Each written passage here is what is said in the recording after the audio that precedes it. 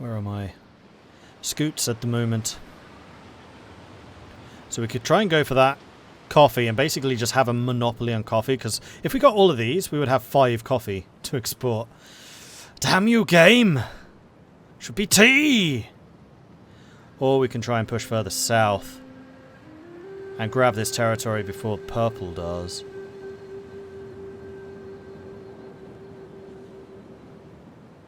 I mean, grabbing this would piss them off because they do have an adjacency.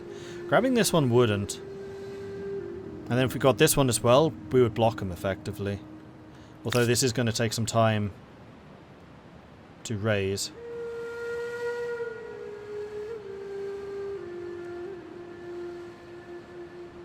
Oh, I see, and we can see the differences in their civics compared to ours. So they are completely collectivist, whereas we are middling. And they are completely homeland, whereas we are middling. What's that? Oh, it's this one.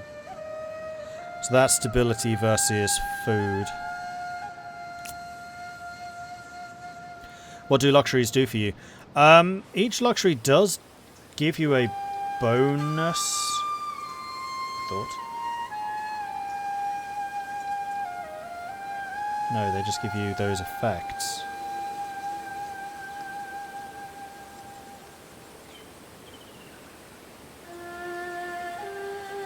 One civ bonus, plus 1 food.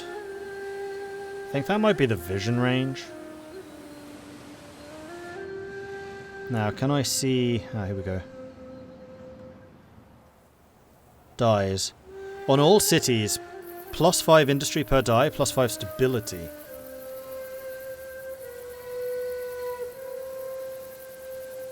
That's actually quite nice.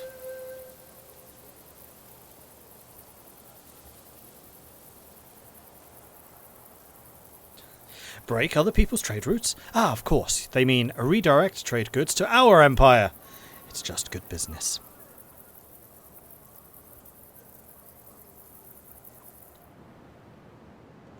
And yeah, the Olmuks are like dead last. Like none of the people on my island are doing particularly well compared to us. I think because we've been so aggressively expansionist. I think I'm going to go and drop a city here. Which will cost another 150 influence, but so be it. So, where do we want to put this?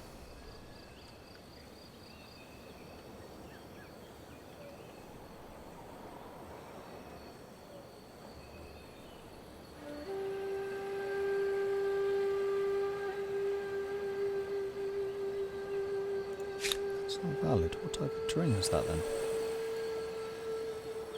Forest. I guess you can only do it in woodlands? Nope. Maybe because it's on a single tile surrounded by mountains? I mean, it would be a freaking awesome place to put a maker.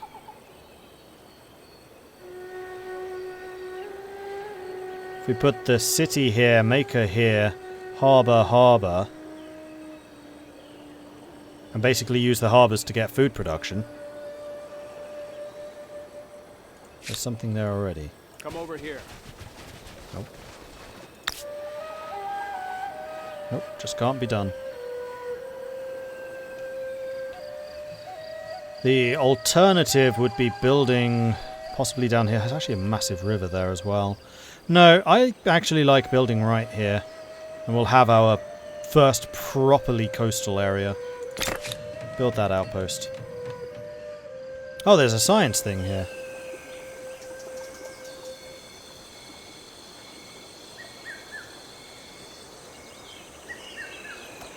Okay then. Apparently there's a science thing there.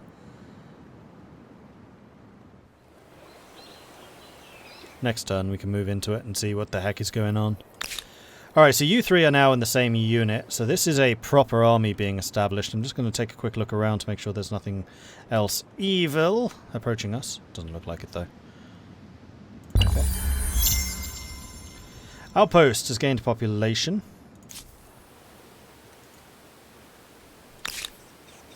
Cool. And then I think I might start merging the scouts together as well. Keep them a bit safer. Also going to click on you just to make sure that we keep our influence going, because they're clearly pumping points into that. So I think I may do the same. To keep our growth going.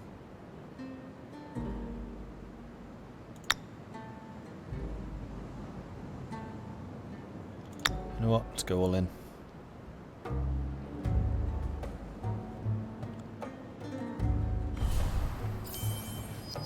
Is there a store for exploring the whole continent? I think so, but I don't have access through my neighbours.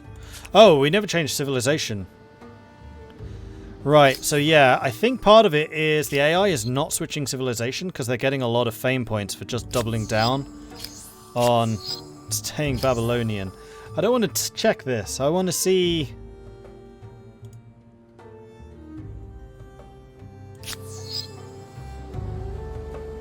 fame point selection, but I can't. Because we just gained another one.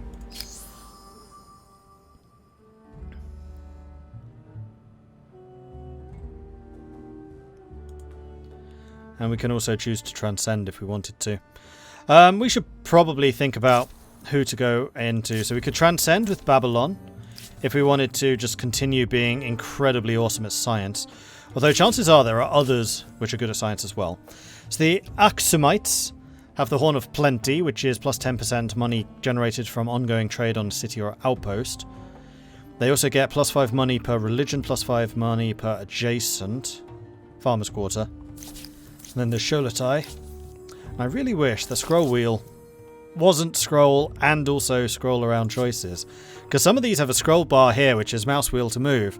And then also, if there isn't a mouse wheel, that's why this keeps happening. Mouse wheel.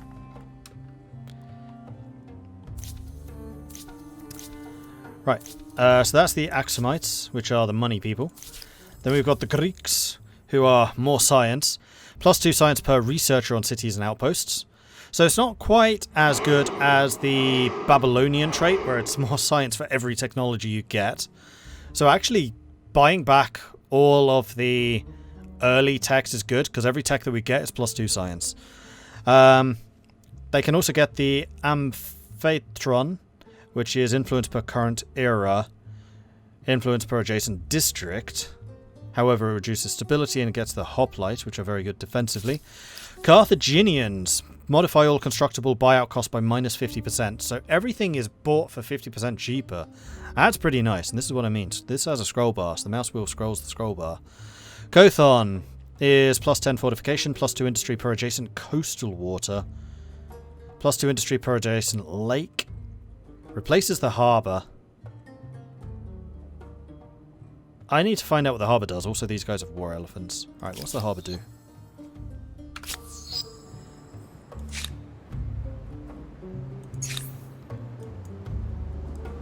That's a fishmonger.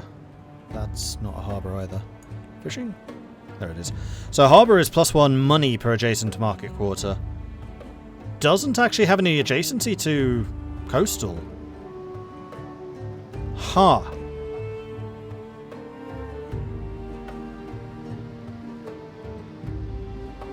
That's interesting.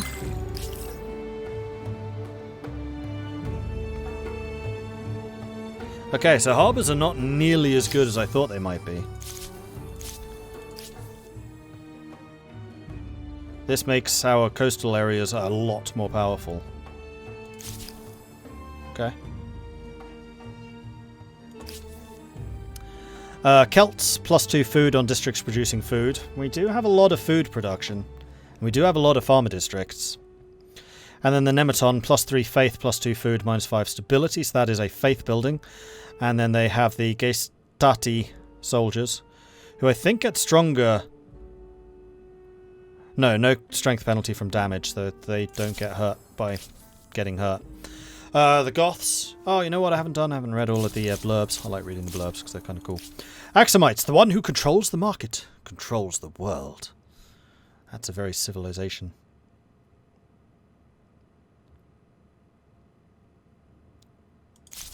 There is a really cool Civ 2 quote similar to that, but I don't remember what it is.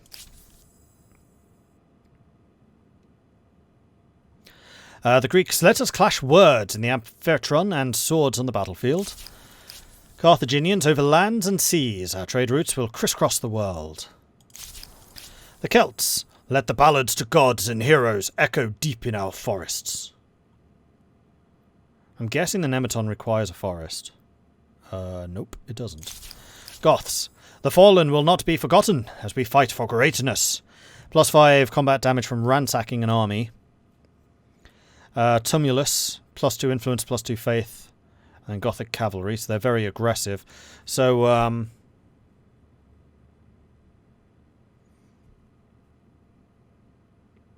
the Greek guy south of us would be really good with the Goths, because he gets the cheaper unit production. The Huns, all will think the world splits asunder upon hearing our deeds.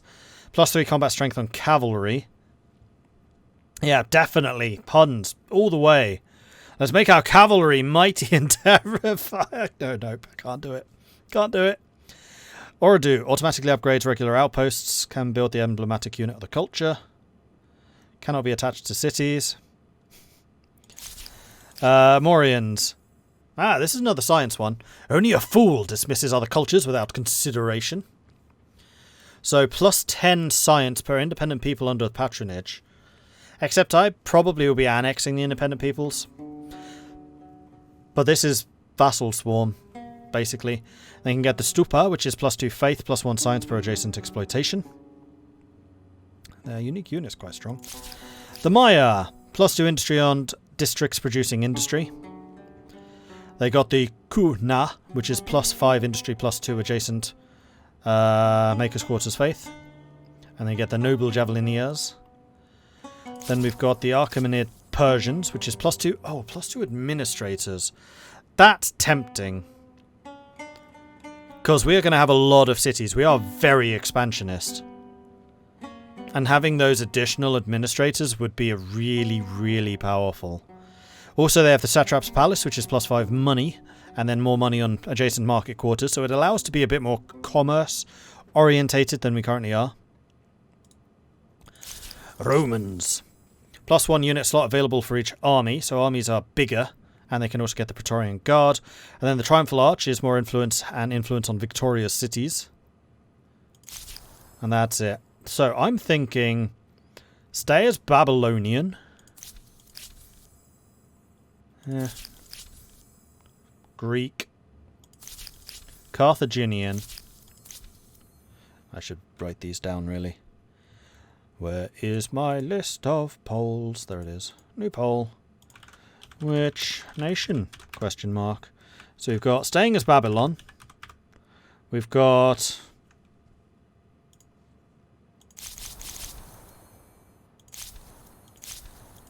Aksumite wasn't one. Greek was.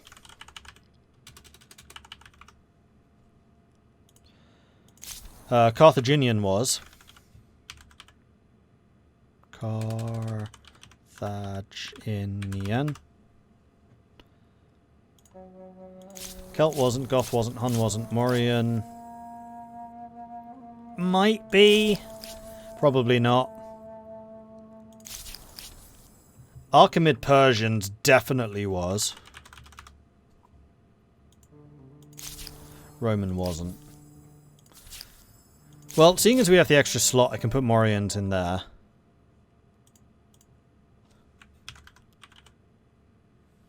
If I can remember how to spell it. M-A-U-R Yans. M-A-U-R Yans.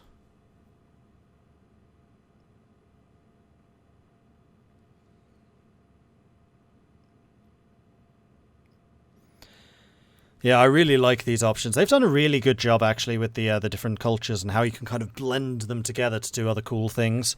So are we going to go straight science? Basically, this is asking, we're going to go straight science. Are we going to go science beelining into trade and overseas commerce? Or are we going to go science beelining into expansionism? Those are the choices here. So Babylon is more of the same. Bit weaker, but with more fame. So more likely to gain points and win the game. Greek is just pure science. We're just going to go all-out science. Carthaginian is science making use of our coasts. Persians is science but expansionist, so we're going to try and build as many cities as we possibly can, which is kind of what we've been doing. Well, the Morians is diplomatic science, so it's science but also investing in the independent city-states, like that. So those are going to be your 5 options. Get your votes in. Vote, vote, vote. Vote, vote, vote, vote, vote.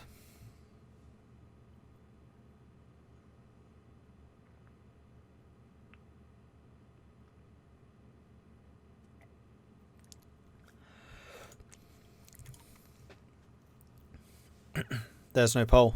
There is. People are voting. Not very many people, but they are voting.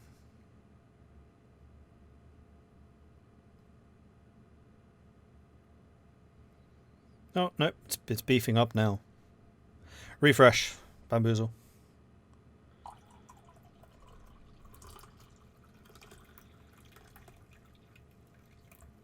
Which was the administrators? Persia. Babylon's more of the same. Greece is technology. Carthage is coast. Persian is administrator. Mauryan is independent city-states. And those are your choices. I get the feeling someone's burning channel points now. Yeah, that definitely seems to be the case. And poor old Babylon getting absolutely no love.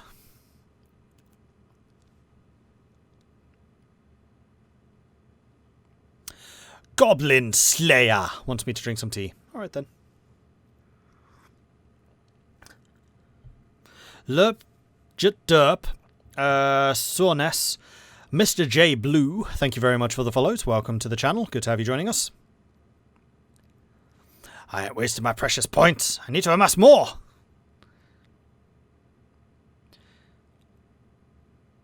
Don't have any left after making the Danes win. That was an interesting game. I'm kind of sorry that I went as diplomatic as I did. I should probably been crushing a few more heads around us. But it was a really good introduction to the game, at least. Okay, so Captain Useless version 2. Thank you very much for the 100 bits investment there. And then Kellenstar with the 25,000 channel points. I wonder who you voted for. Clearly Babylon. So Babylon came in last place with 6% of the vote. Mauryan's not doing that much better with 9% of the vote. Then we've got Greece in third place with 15. Persia in second with 20, but undisputedly the top choice right now, Carthage. So we're going to go as Carthaginians. It's just good business.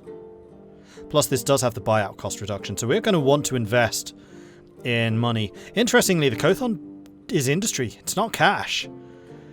So how are we going to earn the money to do the constructibles? I mean, this is a permanent bonus. We keep this for the rest of the game.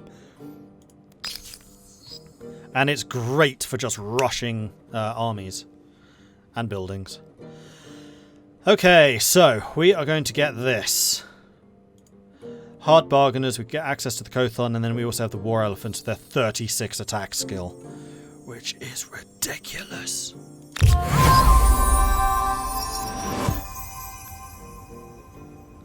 There we go. We are now, as of next turn, Carthaginians. Okay, so this settlement is done. I think what we're going to do is we're going to meet here in Yabu and merge the armies together.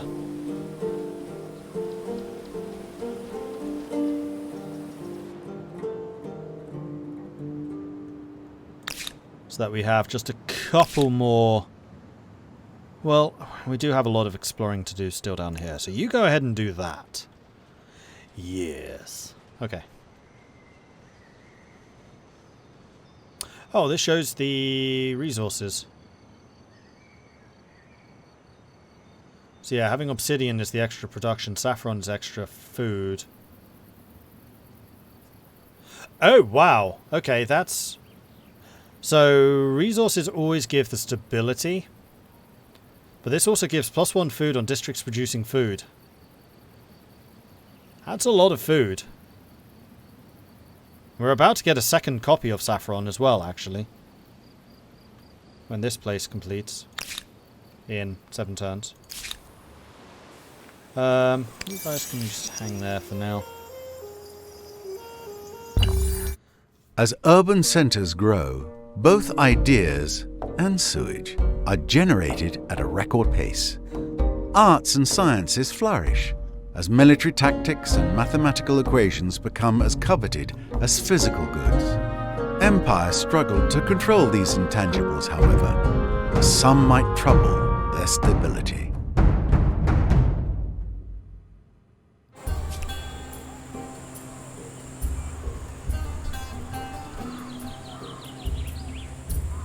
You can see all the architecture changing into Carthaginian.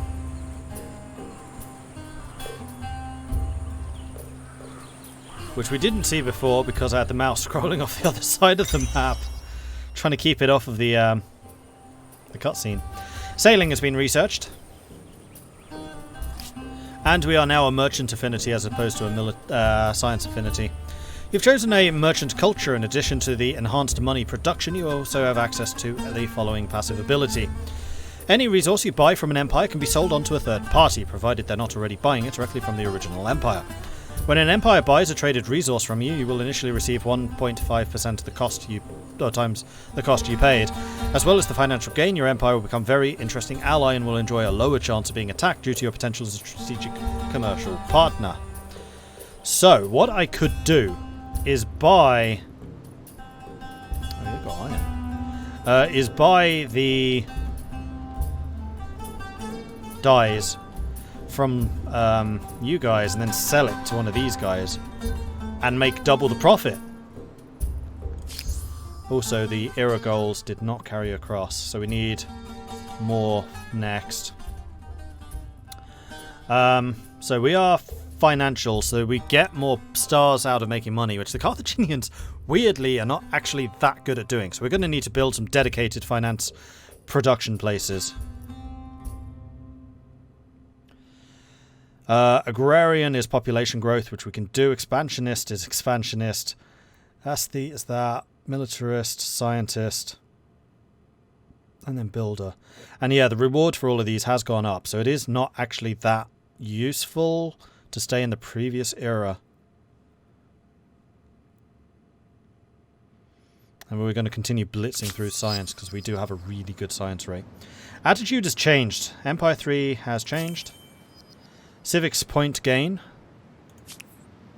Okay. What do you say to this appealing proposal? Everyone's like, hey, do you want to trade with us now, Mr. Commerce? I do believe that this is just good business.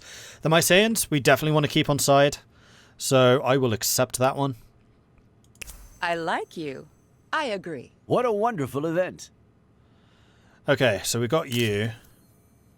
And you sell dyes. Firstly, you need enough money to buy the resources. Note that the relationship in treaties can restrict the ability to trade in luxury and strategic resources. Treaties might also influence their cost. Once a resource is purchased, a trade route is created and will grant you access to the resource. Beware though, as trade routes can be broken by changes in relationships or being ransacked by other empires. To buy the resource, use the buy button in the panel. So that one would cost 75. So would that. They're the same price. Or we can buy horses, which would be actually cheaper. But we're about to get our own source of horses. I think I'm going to buy a copy of dyes. How much money do I have? 317. Yeah, that's fine. It's a one-off price, and as far as I'm aware, this just continues.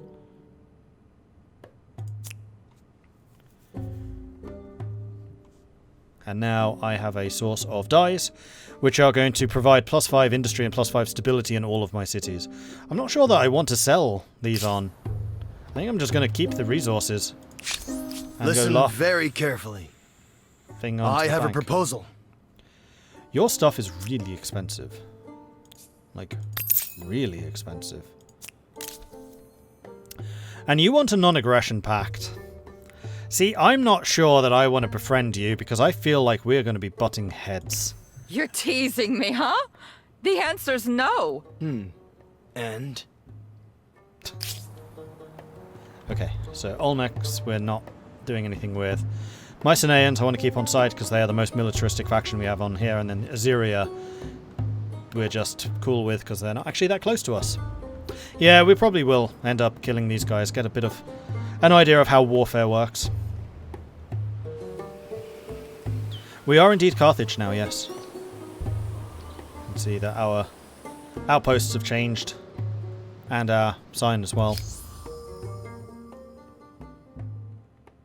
And we are in the second era. Ah, this actually shows you your era bonuses.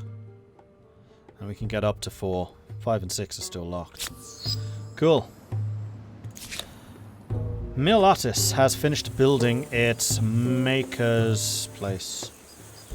It is in the forest. I think that you could really do with a lumberyard. Like, really, really do with a lumberyard. Yeah, lumberyard. And then I think what I might do is get some more makers. Especially here.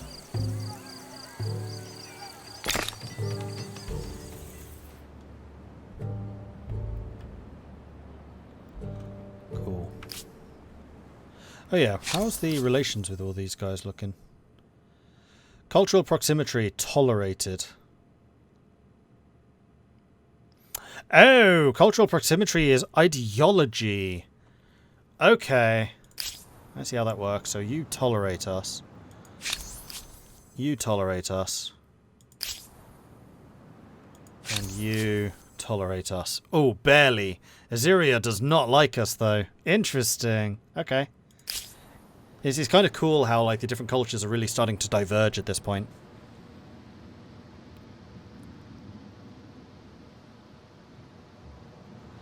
Couple of things to remember with the Carthaginians. Always pay your mercenaries, and 2, kill those upstart Romans before they get too powerful. Alright then. And we're not researching anything, because we have actually researched every single technology in the ancient era. Which is pretty nicely done. You've reached a new era. All the technologies from the era are now available to research. Each era brings new gameplay and new constructibles, so don't hesitate to check the technologies for more information. You can also keep researching ancient era technologies if there are any still available. Alright then, so...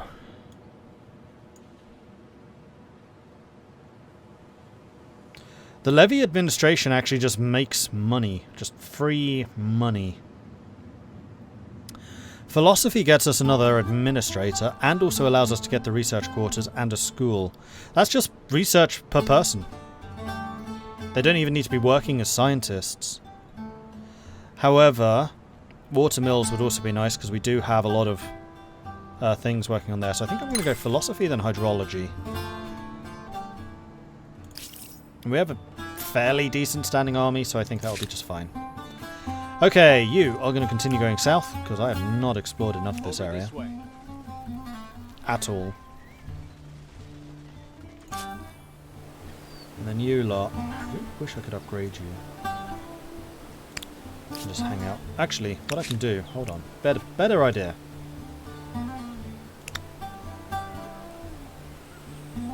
Let's split. There it is.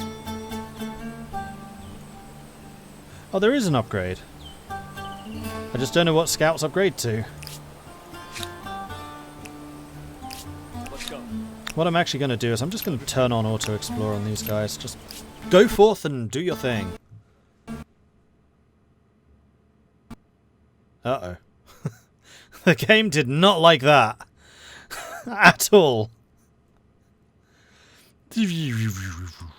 What? Do things myself? Never!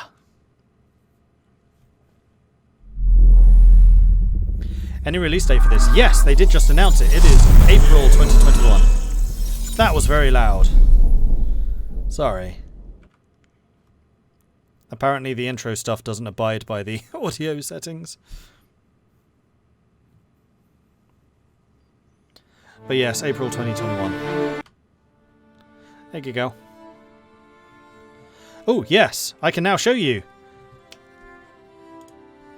Can I actually show what Quill looks like? No. That's too bad.